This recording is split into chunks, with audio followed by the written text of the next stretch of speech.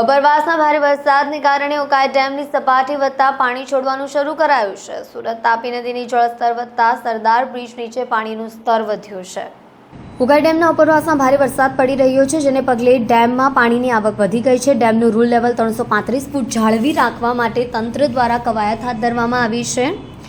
ઉકાઈ ડેમની સપાટી 336.39 ફૂટ પર પહોંચી ગઈ છે। રૂલ લેવલથી સપાટી વધુ હોવાથી ડેમમાંથી 2.47 લાખ ક્યુસેક પાણી છોડવામાં આવી રહ્યું છે, જેથી સુરતમાંથી પસાર થતી તાપી નદીના પાણીના જળસ્તરમાં વધારો થયો છે।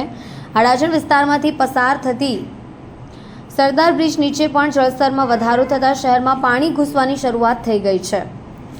સરદાર બ્રિજ નીચે પાણીનું સ્તર વધ્યું છે। 7.5 મીટર પાણીનું લેવલ વધ્યું છે।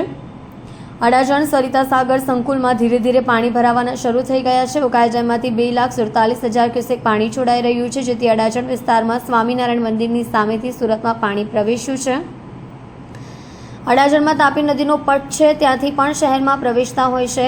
જ્યારે પણ ઉકાઈ ડેમમાંથી પાણી તાપી નદીમાં છોડવામાં આવે છે, ત્યારે અડાજણ વિસ્તારમાંથી શહેરની અંદર પાણી ભરાવાના શરૂ થઈ જતા હોય છે। ઉકાઈ ડેમમાંથી પાણી છોડાવાને કારણે અડાજણ વિસ્તારમાં પણ તેની અસર દેખાઈ રહી છે, જેથી અડાજણ વિસ્તારના લોકોના ઉચાટ સાથે ભય જોવા મળી રહ્યો છે।